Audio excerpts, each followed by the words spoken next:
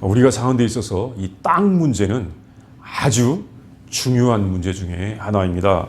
에모리 앤드 헨리 칼리지의 종교학과 교수인 이 제임스 도우시 목사는 이 땅 문제, 토지 문제는 유일한 사회 문제는 아니지만 가장 기본적인 사회 문제다라고 이렇게 간파한 적이 있었습니다. 참 가장 기본적인 사회 문제 중에 하나다. 우리가 믿는 복음, 성경에서도 땅의 문제를 간단하게 생각하지 아니하고 아주 중요하게 생각하였습니다. 우리가 생각하기에 보통 믿음은 하늘의 소망을 말하면 되지 않나? 땅의 문제 왜 말해? 하지만 믿음은 하늘의 소망도 말을 하지만 땅의 문제도 간구하지 않습니다. 믿음은 영혼의 구원을 말하면서 육신의 삶에 대해서도 말합니다. 물론 교회가 아닌 곳에서는 땅 문제, 육신의 삶에 대해서만 주로 말하기 때문에 교회에서 땅 문제는 말하지 말고 교회에서는 천국 이야기 해주세요. 또는 영혼 이야기 많이 해주세요 하면 된다고 생각하는 사람도 있지만 그렇지 않은 것은 우리의 이 땅에서의 삶이 천국의 삶과 연결되어 있기 때문입니다. 그렇지 않습니까? 이 땅의 삶은 이 땅의 삶이고 천국의 삶은 완전히 다릅니다. 그렇지 않습니다.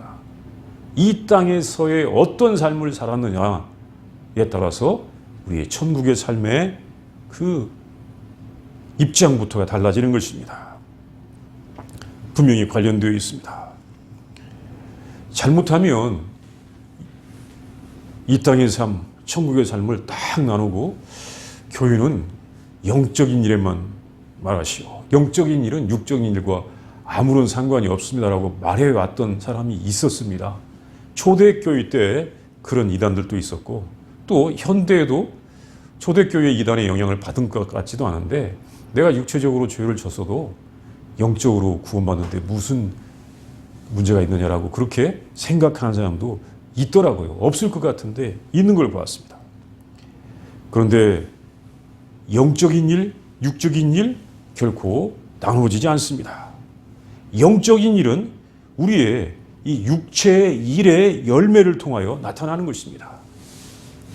분명히 우리 믿음의 일은 내가 육체, 이 몸을 가지고 어떻게 살았느냐라고 하는 이 몸으로 산 일의 열매로 나타나는 것입니다. 하나님 나라에서 하나님과 함께 영원히 살려면 우리는 이 땅에서도 예수님을 믿고 하나님의 말씀에 합당한 삶을 살아야 하는 것입니다. 우리가 이 구약 성경을 읽다 보면 참 지루한 부분, 이런 부분은 오늘날 성경에서는 안 읽거나 없어도 되는 부분이라고 생각되는 그런 부분들이 있습니다. 민수기 32장을 보거나 또 여호수아 13장 이후에 이 몇 장의 말씀을 보면 그 당시에 히브리 백성들에게 가나안 땅을 나누어 주는 그런 말씀이 있습니다.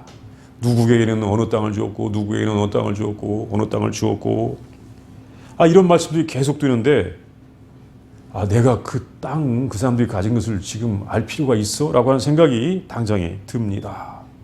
그런데 왜 그 내용이 있을까 생각해 보면 하나님의 백성이 이 세상을 살아가는 데 있어서 땅이 필요하다라고 하는 것을 말씀하시는 것입니다. 오늘날 하나님의 백성들도 이 세상을 살아가는 데 있어서 땅이 분명히 필요한 것입니다. 이건 아주 기본적인 것입니다. 그 땅을 받는 것은 참 중요합니다. 왜? 땅이 없으면 활동할 공간이 없기 때문에 그렇습니다. 땅이 없는 사람의 고통은 말할 수가 없습니다. 1960년대에 이 사우스 아프리카에서 복음을 전했던 영국의 이 셔루스버리의 존 데이비스 주교가 말하기를 그곳 사람들의 고통은 원주민들이 땅에서 쫓겨났던 것이 큰 원인이었다. 이렇게 말했습니다. 사람들이 살아갈 땅에서 쫓겨나는 사람들의 고통은 정말로 큰 고통입니다. 사람들은 사람답게 살려면 땅을 받아야 하는 것입니다. 땅을 받아야 되는데, 왜냐하면 그것은 땅은 사람들이 만들 수가 없기 때문에 그렇습니다. 땅은 하나님에게 속한 것입니다. 하늘이 하나님의 것인 것처럼 땅도 하나님의 것입니다. 분명히 시편 24편 1절에서는 이렇게 우리에게 전해주었습니다. 땅과 거기에 충만한 것과 세계와 그 가운데 사는 자들은 다 여호와의 것이로다. 하나님께서 창조주이시고 하나님께서 온 세상을 만드셨기 때문에, 이 지구도 만드셨기 때문에 하나님께서 땅의 주주이시고 또 땅의 처분도 하나님의 권한에 속하는 것입니다. 믿음의 조상 아브라함이 가나안 땅에 도착했었을 때 하나님께서는 그에게 나타나셔서 내가 이 땅을 내 자손에게 주리라 라고 말씀하셨었습니다. 옛날에는 이제 하나님을 믿지 않는 임금들이 그 땅을 임금들이 가지고 있었습니다. 소유했었습니다. 그래서 자기 나라에 그 공을 세운 신하들에게 땅을 나누어 주었습니다. 임금들이 땅을 소유하고 땅을 가지고 자기들이 원하는 사람들에게만 땅을 관리하도록 허락하였던 것입니다. 땅을 기업으로 받는 것은 큰 복입니다. 이 큰 복을 누가 받을 수 있겠습니까? 우리 주님께서는 그것을 온유한 자가 받는다고 하셨습니다. 우리가 본문에서 같이 봉도가 있듯이 온유한 자는 복이 있나니 그들이 땅을 기업으로 받을 것이며, 우리 주님께서 이렇게 팔복 중에서 말씀하셨습니다. 온유한 사람이 하나님으로부터 땅을 상속받게 되는 것입니다. 그런데 보통 사람들은 땅은 누가 갖느냐? 강한 사람이 갖습니다. 강한 자가 와서 총과 칼로서 원주민들을 몰아내고 땅을 차지합니다. 이것이 근대 미국의 역사라고 할 수 있죠. 여기에 살던 원주민들이 다 쫓겨났고 이 총과 대포를 가진 사람들이 와서 이 땅을 차지했었습니다. 강한 군대를 가진 나라가 전쟁을 통해서 점령하고, 강한 힘을 가진 사람들이 땅을 점령하고, 강한 자와 한편이 된 사람들이 그 땅을 차지하게 되는 것으로 생각을 합니다. 그래서 강한 자가 되거나 강한 자와 한편이 되는 것은 땅을 소유하는, 땅을 갖는 비결이라고 생각하는 것입니다. 오늘날에는 아닙니다. 돈만 있으면 됩니다. 돈이 있으면 아주 넓은 땅도 살 수가 있습니다. 그래서 돈이 땅을 소유할 수 있게 하는 것으로 생각을 합니다. 어떻게 보면 이런 것들이 틀린 것은 아닌 것 같기도 합니다. 왜? 지금 그런 모습을 보여주기 때문에 그렇습니다. 강한 자가, 돈을 가진 자가 땅을 차지한다. 그런데 세상에서 누가 가장 강한 존재입니까? 누가 가장 강합니까? 하나님이십니다. 하나님께서 한번 휘저으시면 아무것도 남지를 않습니다.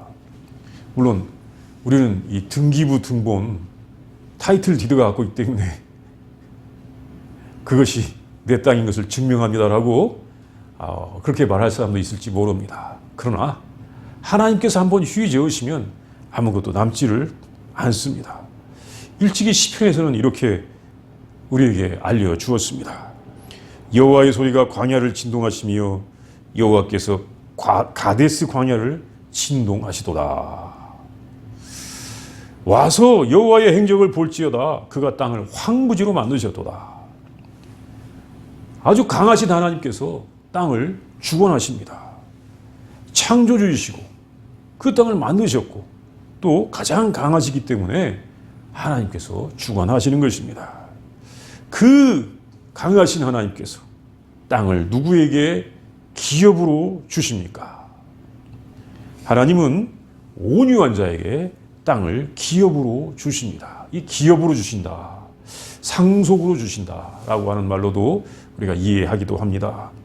하나님께서 온유한 사람에게 땅을 기업으로 주십니다. 하나님께서 세상을 섭리하시는 그 섭리의 방식, 그 세상 경영의 뜻은 온유한 사람이 땅을 받아서 복을 누리고 또 세상을 복되게 하는 것입니다. 온유한 사람이 땅을 받으면 하나님의 뜻대로 행할 수 있기 때문입니다. 하나님의 뜻을 행할 수가 있기 때문입니다. 일찍이 한국의 예수원의 설립자이신 대천덕 신부 아래의 토레이 3세 신부님이 계셨는데 이 신부님께서 이 땅 문제에 참 관심이 많았습니다. 왜냐하면 이분이 이것을 알았기 때문입니다. 이 세상의 땅이 하나님의 뜻대로만 사용된다면 지금보다도 훨씬 더 많은 인구를 풍족하게 먹여 살리는데 아무런 문제가 없다고 말씀하셨었습니다. 사실 이 지구상에 지금 땅이 좁아가지고 앞으로 걱정이 돼서 정말 인구가 더 늘어나면 안 된다고 생각하고 우리 젊은이들이 아이 낳는 것을 심히 꺼려하고 있는데 사실 아직도 빈 땅, 저 사막이라든가 그 동토 시베리아 땅 얼마나 빈 땅이 많이 있습니까? 물론 거기에 살려고 하면 참 힘들겠지만 사실 이 땅은 그렇게 이 세상은 좁은 땅이 아닙니다. 하나님의 뜻대로만 사용된다면 사실 지금 경작할 수 있는 곳에서도 훨씬 더 많은 인구를 풍족하게 먹여 살리는데 아무런 문제가 없습니다. 하나님의 뜻을 아는 사람들은 많은 사람들을 풍성하게 할 수 있기 때문에 그렇습니다. 그래서 우리 예수님께서는 아주 중요한 비밀을 이렇게 팔복에서 말씀하셨습니다. 온유한 자는 복이 있나니 그들이 땅을 기업으로 받을 것이니요. 그런데 이 말씀은 우리 예수님, 신약의 예수님의 독특한 교훈이 아니고 이미 구약에서 시편에 이 말씀이 있습니다. 그러나 온유한 자들은 땅을 차지하며 풍성한 화평으로 즐거워하리로다. 이 시편 37편 11절 말씀인데 온유한 자들이 땅을 차지하며 풍성한 화평으로 즐거워하리로다. 이렇게 일찍이 선포된 말씀이었습니다. 이것이 하나님 나라의 원칙입니다. 그럼 이 땅을 차지하게 될 온유한 사람들은 누구입니까? 과연 그 온유함이 무엇입니까? 온유함을 이렇게 그 모습을 이렇게 말하기도 합니다. 온유함은 본능과 충동, 격동 등 감정을 제어할 수 있는 훈련된 인격이다. 이렇게 말하기도 합니다. 이게 사람들에게는 막 격동, 충동, 본능 이런 거 있는데 이것을 잘 제어할 수 있는 훈련된 인격이다. 이 말 보면 온유가 그냥 얻어지는 것이 아니고 훈련됐을 때 얻어진다라고 생각할 수도 있기도 한 것 같습니다. 또 어떤 상황에서든지 침착하고 평온한 상태를 유지하는 것이다 라고 그렇게 말하기도 합니다. 어떠한 상황에서든지 침착하고 평온한 상태를 유지하는 것이다. 하여튼 이 본능과 감정을 컨트롤할 수 있는 훈련된 인격이 온유라고 그렇게 말하였습니다. 그런데 이 온유함이 헬라어로는 프라이스라고 하는 말로 되어 있는데 보통 그 단어의 뜻은 온유함, 친절함, 친절한, 겸손한, 또 동정심 많은, 인정 많은 이런 뜻입니다. 어떤 사람들 가운데는 꼭 훈련 안 받아도 그렇게 좋은 성품으로 태어난 사람인지 아니면 엄마에게서 그런 성품을 물려받았는지 그런 성품을 가진 사람이 있습니다. 참 친절하고 또 겸손하고 이 동정심 많은 그런 사람들이 있습니다. 이 프라이스 그런 뜻입니다. 결코 자기중심적이지 아닙니다. 완고하지 않습니다. 막 강팍하지 않습니다. 다른 사람에 대하여 점잖고 부드러운 태도를 보이는 것입니다. 그리고 이 시편 37편에 쓰인 이 단어, 이 단어는 이 아나우인데 온유하다, 온순하다, 겸손하다, 또는 가난하다, 비천하다 이런 뜻으로 번역이 되었습니다. 우리가 저번에 가난한 자는 심령이 가난한 자는 복이 있나니 천국이 그들의 것이며 해서 말씀을 보았는데 이렇게 이 가난한 사람들이 또 온유한 성격을 갖기도 하는 것입니다. 자, 그러면 온유한 사람은 이런 사람이구나, 겸손한 사람이구나, 또는 동정심이 많은 사람이구나 이렇게 알 수가 있는데 이런 사람의 모습은 어떻게 나타났을까요? 사실 왜 이 믿음의 조상들에게서 이런 온유한 사람들을 많이 볼 수가 있습니다. 성경에서 많이 볼 수가 있습니다. 하나님의 나라의 약속을 받은 사람들은 대부분 다 온유하신 분들이었습니다. 일찍이 모세에 관한 이런 기사가 있습니다. 민수기 12장 3절에 보면 이 사람 모세는 온유함이 지면의 모든 사람보다 더하더라. 모세가 아주 온유한 사람이었다는 것입니다. 하나님의 이 부르심을 받고 저 애굽에서 노예 생활을 하던 히브리 민족을 이끌고 이제 약속의 땅, 가나안 땅을 향하여 광야를 통과하는 모세는 정말 온유한 사람이었습니다. 이 히브리 백성들이 노예 생활을 하다가 이제 자유의 땅, 가나안 땅으로 가는 길에 이 모세의 인도를 잘 받았을 것 같은데 성경 말씀 출애굽기나 또는 레위기나 민수기를 읽어보면 전혀 그렇지 않습니다. 아주 자주 모세에 대하여 반역을 시도하는 것입니다. 정말 불평하고 반대하는 세력들이 많이 있습니다. 물이 없어서 죽겠습니다. 고기를 못 먹어서 죽겠습니다. 길이 왜 이렇게 험악합니까? 당신만 잘난 줄 압니까? 우리도 똑같이 거룩한 사람입니다. 당신은 왜 그렇게 행동합니까? 아주 이 모세가 보통 원망과 불평의 대상이 되는 것이 아닙니다. 정말 이 불평한 세력들이 있었습니다.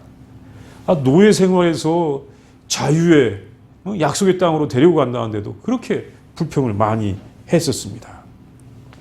어떻게 생각하면 자기 그 애굽 땅에서 노예 생활 고생할 때 모세가 40년 만에 갑자기 나타나가지고 자기를 인도한다고 하니까 이것이 못마땅해서 불평했겠다라고 이해하는 사람도 있습니다.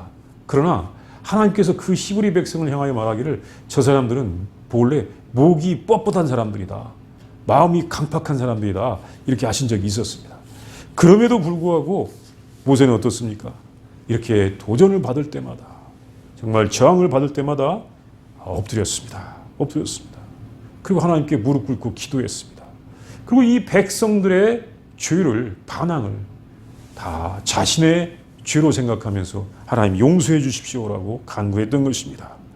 그래서 끝까지 하나님께 순종하면서 자기에게 주신 사명을 감당했었습니다. 정말 모세는 온유한 사람이었습니다. 또 한 사람 다윗을 볼 수가 있습니다. 온유한 자들은 땅을 차지하며 풍성한 화평으로 즐거워하리로다 하는 말씀은 바로 다윗을 통하여 고백된 하나님의 말씀이었습니다. 그가 일찍이 믿음을 통하여 믿음으로써 골리앗을 죽여서 그 백성을 구한 다음에 그것이 다윗이 이렇게 계속 잘 되어가는 데 있어서 도움이 됐던 것이 아니라 다윗이 골리앗을 죽인 일 때문에 이제 왕 사울의 시기와 질투를 당해서 다윗은 계속 어려움과 정말 고통의 길로 빠지게 된 것입니다. 사울 왕이 다윗을 계속 죽이려고 합니다. 엄청난 박해를 합니다. 몇 번의 죽음의 고비를 넘길 수밖에 없었습니다. 이때 이 청년 다윗 사람이 얼마나 어려웠겠습니까? 그런데 아무리 어려워도 그는 복수하지 않았습니다. 어려울 때마다 하나님께 기도하고 기다리면서 하나님께 순종했습니다. 어떨 때 마지막쯤에는 자기에게 한 평의 땅도 허락되지 않아가지고 이 원수의 나라에 넘어갑니다. 미친 채 하고 넘어가서 거기서 피난하면서 자기의 생명을 보존할 수밖에 없었습니다. 너 왕이 될 것이다라고 기름 부음을 받았었는데 이것이 다 정말 허사가 될 만큼 그렇게 절박한 위기의 순간도 있었습니다. 그런데 나중에 그가 승리해서 그 나라를 다스리게 되었고 하나님의 백성들의 최고의 왕으로 그렇게 기억되고 있습니다. 그는 이렇게 전하여 주었습니다. 여호와 앞에 참잠하고 참고 기다리라. 자기 길이 형통하며 악한 꾀를 이룬 자들 때문에 불평하지 말지어다. 이것이 온유한 사람의 모습입니다. 온유한 사람은 악한 자가 때로 아무리 득세를 한다고 할지라도 참으며 기다릴 줄 아는 것입니다. 이렇게 모세와 다윗, 정말 온유한 사람이었는데 모세와 다윗만 온유한 것이 아니라 우리 믿음의 조상들 중에 그 모세의 조상이요 다윗의 조상인 아브라함과 이삭도 참 온유한 사람이었습니다. 아브라함과 이삭이 이제 이 시대를 좀 달리하지만 가나안 땅에 살 때 가나안 땅에 사는 것이 쉬운 것이 아니었습니다. 왜냐하면 그들은 저쪽에서 이 다른 곳에서 온 이방인이었고 거기에는 원래 원주민들, 가나안 주민들이 살고 있었는데 이 원주민인 가나안 주민들의 텃세, 기득권에 대한 주장이 아주 강했었기 때문입니다. 하나님께서 아브라함과 이삭에게 복을 주셔서 그 복을 참 많이 받았는데 그 중에 한 가지는 그 사람들이 이 샘을 파면, 우물을 파면 바로바로 우물이 나왔다는 것입니다. 그 광야 땅에서 우물을 가진 것이 얼마나 큰 복입니까? 그러면 우물을 봤다고 기뻐할 쯤 되면 원주민들이 와갖고 너 왜 우리 땅에서 네 맘대로 우물을 봤어 하고 시비를 겁니다. 그럼 어떻게 됩니까? 시비를 걸면 싸움이 일어날 수밖에 없는데 아브라함이나 이삭은 아브라함도 그랬고 한참 후 이삭도 그랬는데 그 사람들이 와서 시비를 걸면 그 우물을 그냥 넘겨주고 다시 다른 곳에 가서 천막을 치고 또 우물을 파야 됩니다. 그래서 우물을 파면 또다시 샘이 터지는 것입니다. 그러면 저 사람들은 우리가 시비를 걸면 또 도망가지, 물려주지 하고 와서 원주민들이 또 시비를 거는 것입니다. 그럼 또다시 주고 아브라함과 이삭 같이 살 때가 아니에요. 시대가 달랐는데 또다시 가서 우물을 팠던 것입니다. 이런 식으로 아브라함과 이삭은 정말 하나님의 은혜를 많이 받기도 했고 또 그 사람들에게 부당한 대우를 받을지라도 그것을 감수했습니다. 온유한 사람들이었습니다. 사실 그 원주민들에게 봉사하며 살았던 것입니다. 이것이 믿음의 조상들의 삶이었습니다. 이것이 하나님의 뜻대로 그 땅을 다스리는 삶을 살았다고 할 수 있는 것입니다. 이렇게 믿음의 조상들은 온유했습니다. 또 이제 야곱의 아들로서 자기 형들에게 복수하지 않았던 그 누굽니까? 요셉이죠. 요셉도 참으로 온유한 사람이라고 우리가 할 수가 있는 것입니다. 그런데 이렇게 온유하면 정말 예수님은 특별히 온유하신 분입니다. 예수님은 친히 이렇게 말씀하시기도 하셨습니다. 나는 마음이 온유하고 겸손하니 나의 멍에를 메고 내게 배우라. 그리하면 너희 마음이 쉼을 얻으리니. 마태복음 11장 29절 말씀인데 나는 마음이 온유하고 겸손하니 나의 멍에를 메고 내게 배우라. 그리하면 너희 마음이 쉼을 얻으리니. 예수님은 가장 온유하신 분이십니다. 예수님은 온유하시기 때문에 자기를 배신하는 사람들을 위해서도 십자가에서 죽기까지 하셨습니다. 예수님께서는 체포되실 때 자기를 체포하러 온 사람들 가운데서 베드로가 칼을 빼서 귀를 자른 사람이 있었는데 그 어떻게 보면 예수님을 체포하러 온 사람인데 그 사람의 귀를 예수님께서 친히 붙여주시기까지 치료해 주시기까지 하셨습니다. 예수님은 정말 온유하십니다. 예수님의 온유함이 수많은 사람들을 구원하신 것입니다. 그리고 하나님의 보좌 우편에 계시는 것입니다. 우리는 온유하신 예수님을 보아야 됩니다. 그 예수님을 믿어야 하는 것입니다. 온유하심으로 세상을 심판하지 아니하시고 세상을 구원하신 예수님이십니다. 나중에 예수님의 제자들도 이 온유함을 알았습니다. 그리고 온유함을 배웠습니다. 사실 예수님의 제자 가운데 베드로나 사도 바울 처음에 온유한 사람들이 아니었던 것 같습니다. 그런데 그들은 나중에 우리에게 온유함에 대하여 전해 주었습니다. 베드로는 그 말씀 가운데 이런 말씀을 전해 주었습니다. 오직 마음에 숨은 사람을 온유하고 안정한 심령에 썩지 아니할 것으로 하라. 이는 하나님 앞에 값진 것이니라. 이 베드로가 이 예수님을 믿는 여자들에게 권면하면서 온유함으로 너희를 단장하라라고 그렇게 권면했던 것입니다. 그리고 또 보통 우리들에게 말씀하시기를 너희 마음에 그리스도를 주로 삼아 거룩하게 하고 너희 속에 있는 소망에 관한 이유를 묻는 자에게는 대답할 것을 항상 준비하되 온유와 두려움으로 하고, 이게 베드로전서 3장 12절 말씀이죠. 너희 속에 있는 소망에 관한 이유를 묻는 자에게는 대답할 것을 항상 준비하되 온유와 두려움으로 하고. 베드로전서 3장 15절 말씀이에요.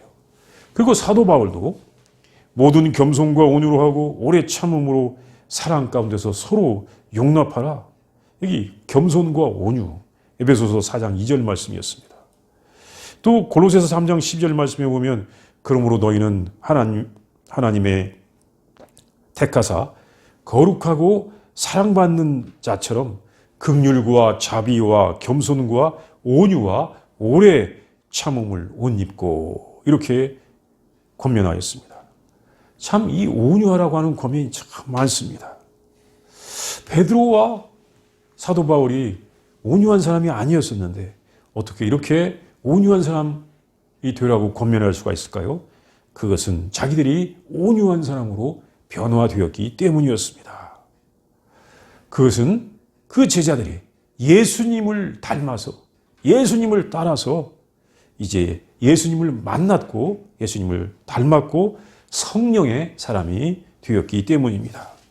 성령님께서 우리에게 맺게 하시는 그 열매 중에도 온유함이 있습니다. 보통 우리는 성령의 열매 9가지를 말하는데 그 중에 온유가 성령의 열매 중에 한 가지입니다. 사랑과 기쁨과 화평, 충성, 온유, 절제, 또 자비 있는 양선, 이렇게 9가지를 말하는데 여기 온유함이 있습니다. 온유함은 우리 예수님의 성품입니다. 그리고 예수 그리스도의 제자들, 하나님의 자녀의 성품인 것입니다.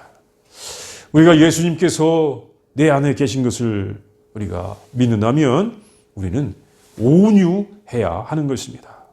성령 충만으로 온유할 수가 있습니다. 여러분, 우리는 성령님을 따라서 온유해야 하는 것입니다. 왜냐하면 이것이 복된 길입니다. 이것이 땅을 기업으로 받는 길입니다. 또 하나님의 나라를 기업으로 받습니다. 강팍해가지고는 땅을 기업으로 받을 수 없고 하나님 나라를 기업으로 받을 수 없습니다. 하나님의 뜻은 온유한 사람이 땅을 받아서 하나님의 뜻대로 활용해서 많은 사람들을 복되게 하는 것입니다. 온유한 사람이 하나님의 나라와 이 땅을 기업으로 받습니다. 우리 모두 예수님께서 말씀하신 것처럼 온유한 사람이 되어야 합니다. 아까 말한 것처럼 저절로 되는 것이 아니라 훈련된 인격을 통해서 되든지, 아니면 우리 주님께서 성령을 우리에게 부어주심으로 말미암아 성령의 열매를 통해서 되는 것입니다. 자, 우리들은 이렇게 하나님의 뜻을 따라서 온유한 사람으로서 이 땅을 살아가야 할 것입니다. 우리 이 시간 다 함께 기도합니다. 먼저 묵상합니다. 본문의 말씀, 온유한 사람은 복이 있나니 그들이 땅을 기업으로 받을 것이니요. 이 말씀을 우리가 묵상하겠습니다.